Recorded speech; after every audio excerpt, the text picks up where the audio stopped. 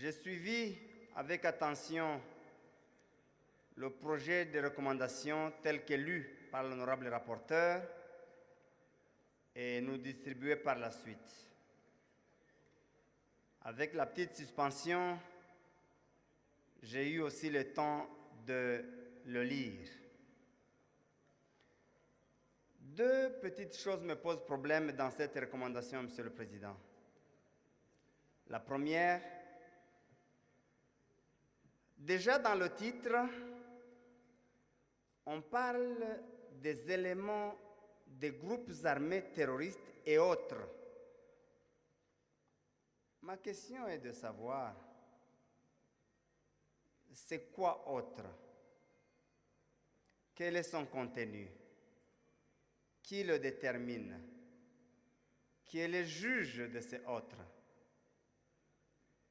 Je considère, honorable Président, qu'une telle imprécision, une telle ouverture pour une pareille grave décision peut conduire à l'arbitraire. La deuxième chose se trouve dans le deuxième point,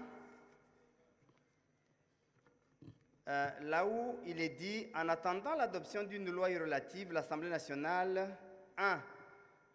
Déclare le M23 groupe terroriste au regard de l'article 2 de la Convention de l'Union africaine sur la prévention et la lutte contre le terrorisme. » Ici, je pensais qu'il avait déjà été déclaré terroriste parce qu'aujourd'hui, les positions du gouvernement de ne pas négocier avec le M23, c'est parce qu'il considère qu'il est un mouvement terroriste. On va le déclarer 2 fois terroriste. Ou c'est rivaliser, s'il vous plaît. C'est lui qui a besoin d'avoir la parole, il n'a qu'à venir ici. Laissez les collègues s'exprimer. Je dis, on va le déclarer 2 fois terroriste, ou c'est pour que le gouvernement, disons l'Assemblée nationale, l'ait dit aussi. Mais ce n'est pas là mon problème. Mon problème, c'est au deuxième point. Interdit au gouvernement de la République de procéder à l'intégration, au mixage, au brassage et ou à toute négociation tendant à intégrer au sein des FARDC, ainsi de suite. Honorable Président, pendant une période comme celle que nous traversons, des moments difficiles, fermer toutes les portes aux négociations, à mon avis, je considère que c'est une erreur.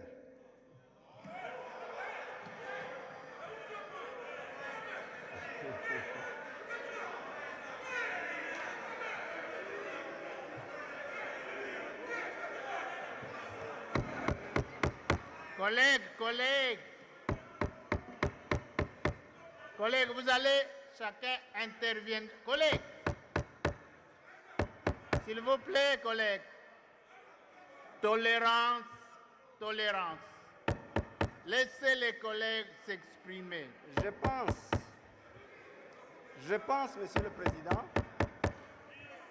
Collègues, laissons les collègues s'exprimer, s'il vous plaît. Monsieur le Président, allez-y, collègues. J'assume mon avis. Chacun en assumera le sien.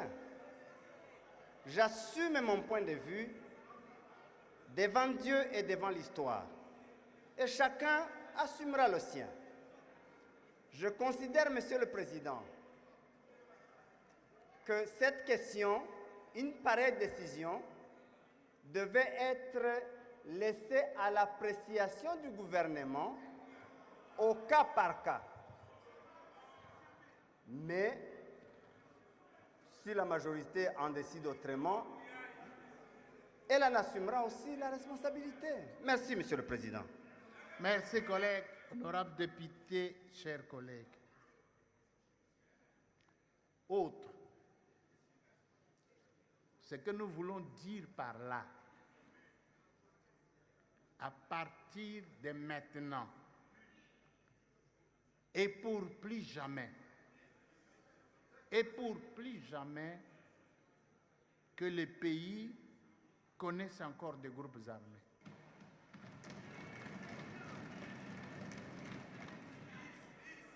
Tozo Kana, maintenant et pour plus jamais, que ça n'arrive plus.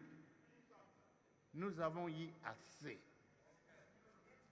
J'entre maintenant dans le contexte de 2003. Le collègue Niarogabo qui vient de prendre la parole a été avec moi dans un groupe, dans un parti, nous deux.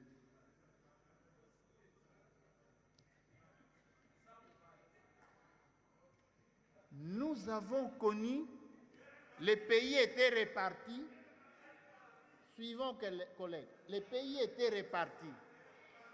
Chaque groupe armé avait une partie du territoire national. Bon, la sagesse de l'époque a conduit à ce que tous les groupes soient mixés et brassés. C'est ce qui s'était fait. Mais il ne faut plus que ça continue. Celui qui veut entrer dans l'armée, qu'il entre. Qu'il soit recruté comme on est en train de faire maintenant. Mais passer toujours par les groupes armés pour entrer dans l'armée, dans le service, ça il faut arrêter quand même.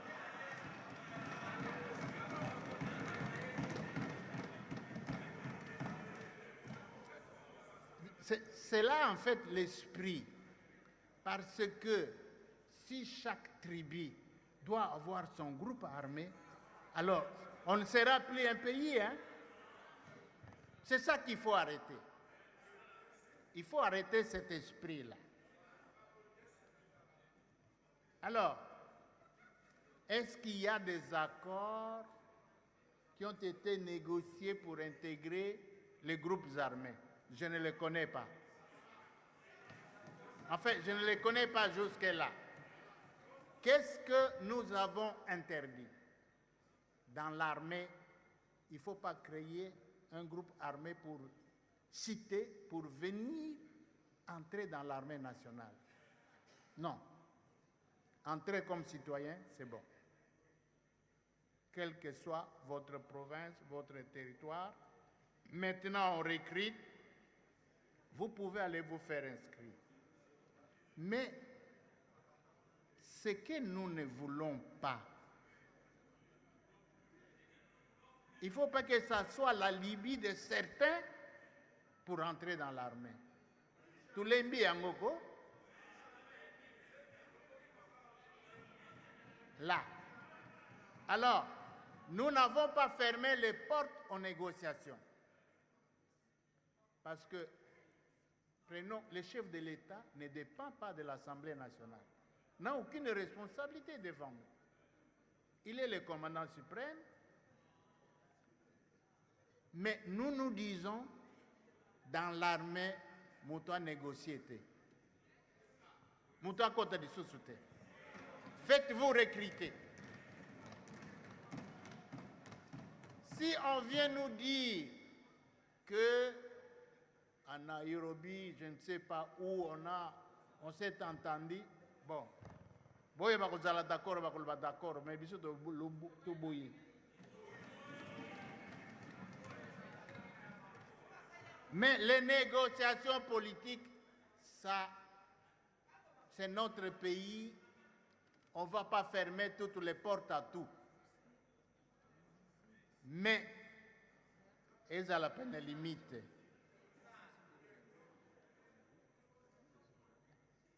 Donc, je ne crois pas qu'il y ait eu des engagements qui ont été pris que nous mettons en cause.